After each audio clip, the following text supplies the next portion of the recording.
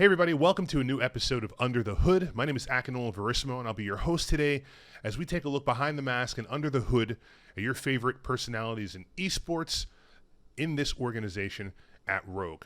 We've got another Rainbow Six interview. I've spoken with Corey, I've spoken with Rousty, and today we've got another member of the squad. Leon is joining us today. What's going on, man? How are you today? I'm doing pretty good, man. Feeling good. How are you doing today? I'm doing well. Can't complain. The sun is out. We had a crazy storm the other day, and now the sun's out like it's nothing. So I wanted to thank you for taking the time out of your schedule to talk with me. We won't waste any time. No people already know. Rainbow Six people already might know who you are, but for the people who might not have heard of you or are as familiar as they'd like to be when it comes to Rainbow Six, could you tell us a little bit about yourself? Your background, how you got into Rainbow Six, and then we'll delve deeper as the talk goes on. All right, well, yeah, basically my name's Leon. LeonGids is my nickname. I'm the team captain for Rogue 6. I must have got into gaming when I was about 6 years old. I started off with Call of Duty 2. Ever since then, my passion for gaming's just been, always been there, and I've always played games, and luckily enough, one of them was FPSs, and I got into Siege during the closed beta on Xbox One, actually, and then transitioned to PC about a month into its release, and since I've been 18, I've been playing, at a professional level, and I found myself on Rogue now. Nice, that's what's up. You mentioned that you're young.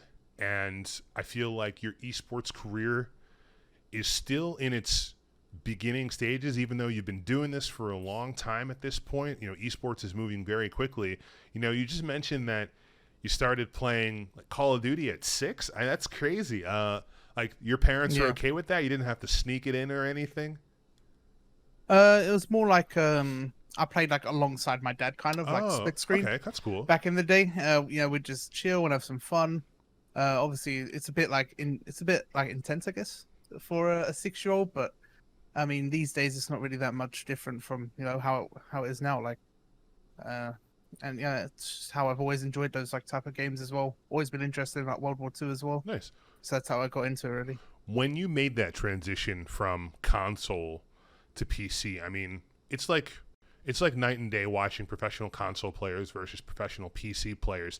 Did you worry at any point that your skill would suffer making that transition, and how difficult was it for you to make that transition? I wouldn't say it was too difficult to make that transition.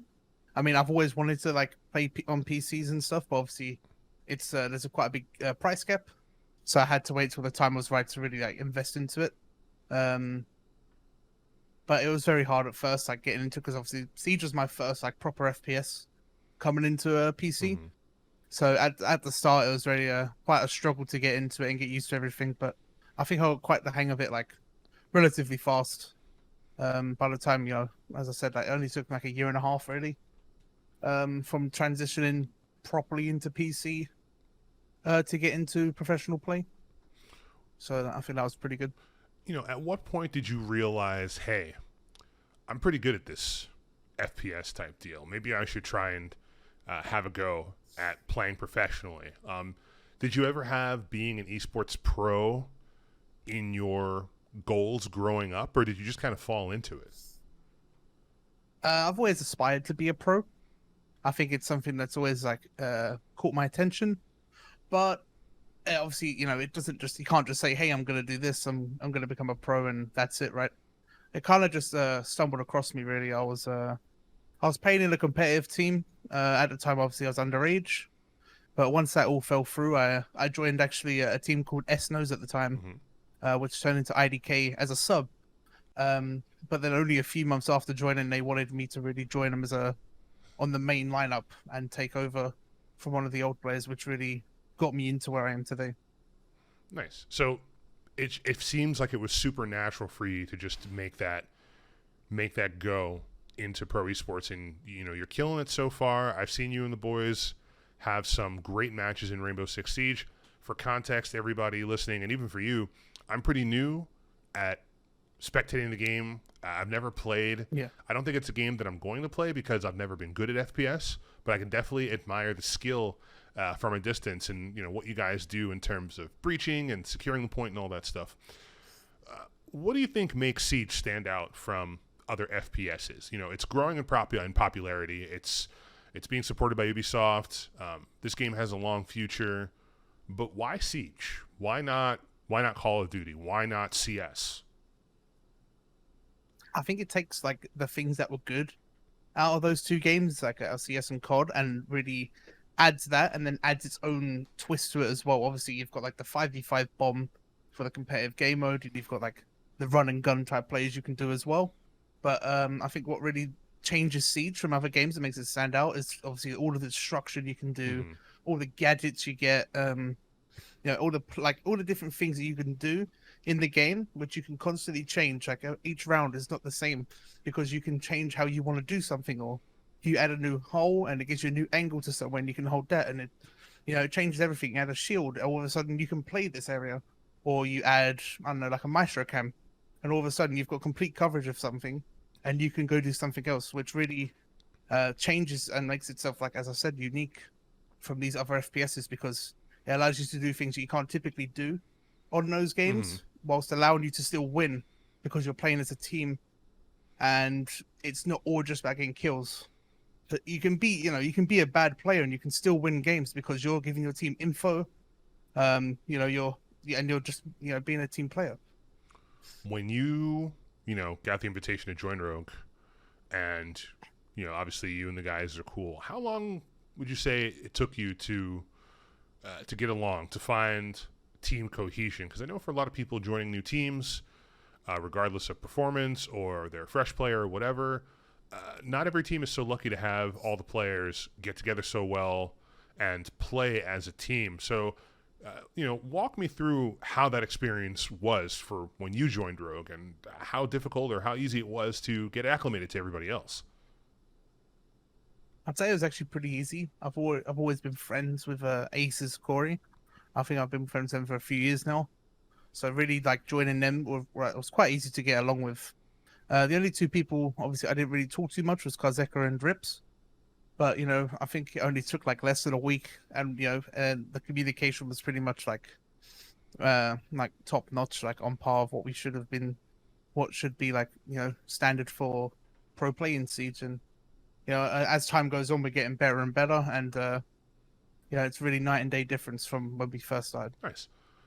When you're in the thick of the action, you've breached the wall, you're trying to get intel. Are you guys all yelling in comms at the same time, or is there a designated shot caller? I'm kind of curious as to how you all communicate without stepping over each other, or making sure that the communication given to one another is clear enough so that you guys can make good decisions, especially since when you die, you can't really give any more information to anybody. In terms of like calling and stuff, I'm like more of the primary like in-game leader. Okay. Like I'll call like the initial push. Like say for example you're playing coastline, and you want to take above. I'll be the one to initiate where we want to go and what we want to do. But other than that, straight after that, pretty much me, Kazeka, Aces, and Corey, we're pretty much all shot callers ourselves. Rips doesn't really talk that much, but it's not really needed because everyone else is talking. And just basically off of that, we can get a lot of micro plays and adaptations during the round because we're all talking. And I don't think it really clutters too much because we don't really talk over each other. I think the only time it does is like the last 10 seconds when it's like really hype action and everything's going on, so you need to give this information. But other than that, it's really calm. Everyone's really calm and collected, and I'd say it. Everyone does really good at what they do. Let's go back. Let's talk about home life a little bit. Growing up, you said you used to play COD with your dad. How did your parents feel about, when you told them, hey, mom and dad, I'm going to go play for an esports team and see how that goes? I know a lot of parents aren't really in tune with the narrative that esports is now mainstream. It's something that you can make a living from if you're really good at it. Some parents are just against it. Others have been supportive, and as time has gone on, it's been easier to explain to your parents that yes, you can't have you can't have a career in gaming. So I'm curious as to how your parents took it when you let them know that you're taking this big step in your life. Initially, when I told them I was gonna pursue esports, they were actually quite like against it, because at the time, obviously, when I joined that team, we didn't have like an organization, so we didn't have money or anything, Mm-hmm. and I actually took it out on myself to quit that job I was at and just go straight into it full time, basically unpaid, and I took that risk because I knew of I had trust in myself to really take it there. Um, but once like I got signed and like once I think it was like once we won DreamHack Valencia, and we qualified for the Paris major, my parents were like, "Oh, okay, I see you're getting paid now," and I think that was what it really took for them to really understand like They need to see the money. how. Yeah, exactly. They, as long as they didn't really understand it until I was like, "Oh, you're actually getting paid for this now. Okay, now I understand it a bit more." That's good. Yeah. You've got a major coming up. You've got the 6th August 2020 major in Europe. I know this is one of the events that was supposed to take place in NA. You guys were supposed to get together, but then coronavirus happened, and it's going to be online now. How has the coronavirus affected your personal life? I mean, obviously you guys have had to play remotely, and you've made it work out, but do you miss playing in like a team environment where your buddies are actually right next to you, in like a zero ping environment?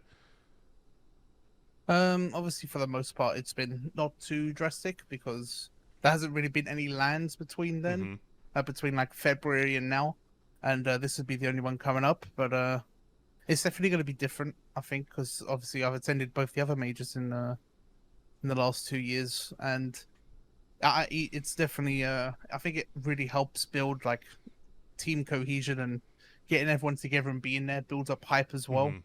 So it's going to be a lot different playing for like a big tournament like this when you're not actually together. So we're gonna have to see how it goes, but I feel like it'll be okay. I've watched you guys the most in the R6 GSA. You guys are playing in multiple leagues, trying to show your place at the top. I'm working on my German so I can understand the call-outs and stuff like that. There are some teams that you've had trouble with, most notably, G2. We've had problems with them in League of Legends as well, and you can't seem to escape that organization for some reason. Every time you play a game, it goes to a loss or a draw. How do you guys process that loss? I mean, how do you guys take the feedback from that game and apply it so that you can be better? I mean, do you look back at footage and say, "Oh, I shouldn't have done this," or "We shouldn't have breached this side"? Like, walk me through your strategy in terms of being better players, being a better team overall. Typically after a loss, we take like a day or two just to like let everyone calm down a bit before we talk about it. But after the first loss in EU League versus G2, we realized like some big underlying issues we had, mainly with communication and I can't remember what the other thing was, but it was mainly communication anyway. So we took the time, we spent like an afternoon on it. We watched through the VOD. Believe one of our teammates actually recorded our side of it with the with the comms. So we watched over that as well. And we just said, okay, well, we need to be like fixing, like it's mainly just communication issues, trying to make sure everything was good. Just saying, okay, we need someone to call this and this and all these different things about that. And I think that was the only real issue we had at the time, because we have the gun skill, we have the, when we use our brains, we can actually do something. And it's just about getting that communication down, making sure everyone's talking, which really, I think, steps up our game for the rest of the season. Absolutely. I think you guys have proven that Rogue is a team to watch. Even though you're not first in GSA, you have been pretty consistent in holding your position, and you're still top 4. So obviously you guys want top 1, get that prize money, and keep showing why you guys are a serious team. Something off the top of my head, if you weren't involved in esports, as involved in esports as you were, and you continue to go on to university or whatever, what would you have been doing if you weren't doing esports stuff? I'm curious. don't know what I'd be doing right now, but over like the last few months, I've actually been kind of thinking about that, Hmm. and I think like what I'd get into is kind of like PC, like the like a PC technician or like building PCs and stuff like that. Because when I did it, I really enjoyed it, and I think like that's something I could really benefit from in the future is like building these PCs because the future is really on the internet Of and course. all that stuff, and people obviously are going to need these computers and stuff, and they need it for the cheapest price, and you're not always going to get that from retail Hmm. or like pre-built. So That's cool. Yeah. that's what I've been looking at. So you wouldn't. It's like regardless, you'd still be connected to technology in one way or another. You Yeah. can't really escape it. That's cool. No. How do you feel about Rainbow Six as an esport? Do you feel like it's in a good place? Do you feel like it's balanced enough? Do you feel like some change needs to happen in order for it to remain competitive and remain a good spectator sport, as the years go on by? I don't think Rainbow Six is going to go away. There are a lot of people that like it. So if the power is in your hands to maybe remove an agent or buff or nerf something, what would you do to make it better for you? I think the immediate thing I'd change if I was in charge of all this would I'd change the best of one system in Europe to not have draws, but I'd have overtime, Hmm. and the winner of overtime would get 2 points, but the loser would only get one. So at the end of the day, no matter how long you fought for, then you're still benefiting in a way instead of just getting a straight loss or a draw, which no one really benefits from. Yeah. Yeah, I noticed that there's a lot of ties, and I don't know if that's just because they don't want to keep the games too long, because it seems that a team can have an overwhelming advantage. They'll go up like 5-0 and then lose the rest of the games, and then the best result they can have is a draw, which obviously no one wants to watch. But at the same time, is there a world in which that system can survive and games don't go an extra 30 minutes because there's no win by two or no definitive way or quick way to find a victor? I mean, nobody likes ties, but do you think that would be better overall? I think that's the best solution for now. I think the main issue is that like by the time EU league ends, NA league Right. starts. So you obviously can't have like best of threes because that would take forever. Um, so doing that would add like an extra 10 minutes per match, and it doesn't really take away too much from the integrity. If anything, makes it more Right. competitive, and that's just how I see it, at least.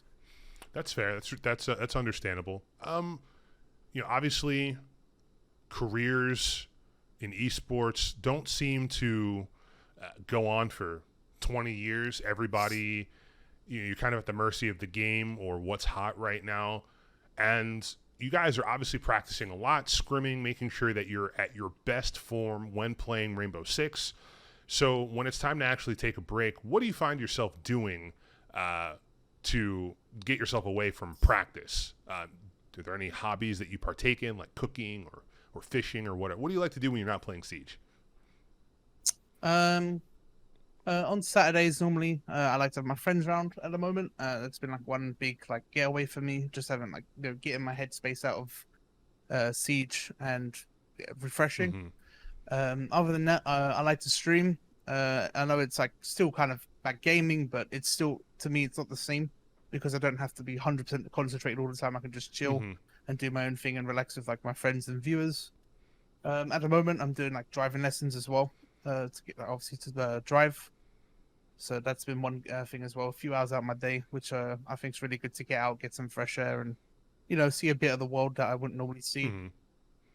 Other than that, though, I'm not really been doing much. I've just moved out to a new place, Nice. so I've just been trying to furnish that up already and make sure it's top notch. That's what's up, man. So you'd rather disconnect as much as you can to make sure you're not overindulged on Siege. I would imagine, because you don't want to get to the point where you're like every waking moment is what you're already doing at work. I understand the dedication required to continue to be great, but at the same time, it's also very important to disconnect. It's very important to do other things that interest you so that you don't get burned out. So I respect that. Yeah. When I told my mom about getting involved in esports and finding a career in that, she was having problems quantifying that And it seems that, you're a generation below me, and this new generation that's going to be getting into esports and learning about the ins and outs, business-wise, whether being a pro player or analyst or otherwise, that this is the future. This is what people are going to get into as time goes on.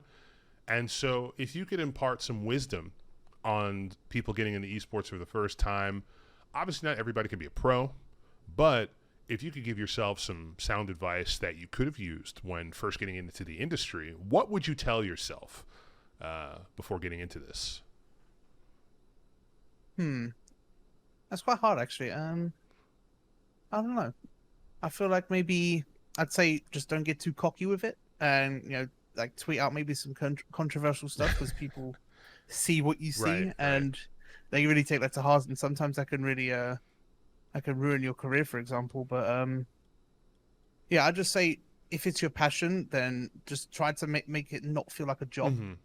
Because if you make it feel like a job, then you're not going to enjoy it, and you won't want to be there. So as long as you're loving what you're doing, just you'll always enjoy what you're doing. Do you think your parents will, when live events hopefully start back up soon, once all this virus stuff goes away, do you think that they would actually go and watch you guys at the LAN and cheer you on, or would they rather just sit at home and watch on TV maybe? They'll definitely come. They came with my previous team as well, to the Paris Major and also like the National League events, and I'm pretty sure they'll continue doing the same thing as well. And you're not embarrassed by them? You treat them as a fan? Because I know, you might be at a football game or a baseball game, and they're overly excited and they stand out. But is it different at an esports event? Are you happy that they're there? I'm happy they're there. They're not really like over the top like that. They're very calm, and they just act normal, I guess you could say. So I like them being there. I like seeing my family. It gives me a bit more motivation and makes me more hyped to actually win when they're there, because then they get to experience that as well. That's great. Yeah, supportive parents are the best thing because it feels like everything's validated. I know that all that matters is your own validation, but having the people who you spent so much of your life with actually support and help you towards that goal, I mean, there's nothing better. So I'm glad that your parents are on board, and I hope that other parents of aspiring esports professionals, whether they be pros or whether they want to get into the business side of things, they support that, because like I said, this future is not going anywhere. You mentioned getting on stream and just kind of relaxing, chilling. Are you still playing Siege, or are you playing other games outside the box? Typically I'll stick to Siege. But I've been playing the new game Fall Guys that just came out. Oh, I still have to play that game. Streaming that. It's really good. It's really good. Yeah. Very excited. Some Tarkov. I like playing a bit of Tarkov, or I even play some Halo as well. We did the Halo 3 campaign a couple weekends ago, which was really fun to do again. So yeah, just try to keep myself chill and not overly think things. If you could have an esport come out of another game that might not be traditionally thought of as an esport, so take away League of Legends, take away Rainbow Six, take away Dota, what game do you feel deserves to be an esport on the same level as R6 or other esports? That would be fun. It doesn't have to be a serious game, it doesn't have to be a shooter, just an outside the box kind of fun question that I thought I'd pose to you to get your thoughts. So if you could have it your way, what game would you make a competitive esport? I don't know. I've never really thought about it like that. Honestly, it's an old game, and if it came back, I'd really enjoy it. I think it'd be really fun. I don't know if you've played it before. It's called Resistance. No, I've never played it. What is it? It's another shooter. Okay. It was on the PS3 when it came out. It came out in, I believe it was 2000, like the day of the PS3 came out. And it was really fun. Like back in the day, I really enjoyed that. It's probably like top like 5 games, like game genre or like trilogy to play. And I think the multiplayer was really good as well. So I feel like if that was still here and it was still like active, that would be a really fun competitive esport. I'll have to check that out now. I'm interested, because I mean there have been so many shooters trying to separate themselves out ever since GoldenEye and Halo took Storm. So I'll have to see what happens there. Leon, thank you so much for taking the time to speak with me. I wish you all good luck, not just you, but the 5 of you, all the staff, and trying to be the best team that Rogue can be. I respect anybody, honestly, who plays FPS because me being an old man, I just don't have the reaction time. I don't know how you do it. I'll be watching the spectator, right? And you guys know to shoot as soon as you see like a pixel of a head and you hit it like pretty accurately. And then you'll spray in one direction and then double back to another side to try and catch somebody off guard. These are tactics that I would never employ in actual combat because I'd already be dead. So I'm in awe of your skill, and I hope you guys continue to keep doing awesome. Where can people find you on social media? Twitter, Facebook, or Instagram? Where can people find you? If you want to find me, I'll be on Twitter. It's at LeonGiddens on Twitter. And on Instagram, it's at LeonGids as well. I post quite regularly, so there you go. Make sure to check it out. Make sure you all follow Leon. He's an aspiring god at esports. You know, his time has not fully come yet, and I wish him nothing but the best. Everybody, thank you for listening / watching Under the Hood. If you're watching on YouTube, make sure you like, comment, and subscribe, and make sure that you are following on all podcast media. Until next episode, have a wonderful day, and I'll see you next time.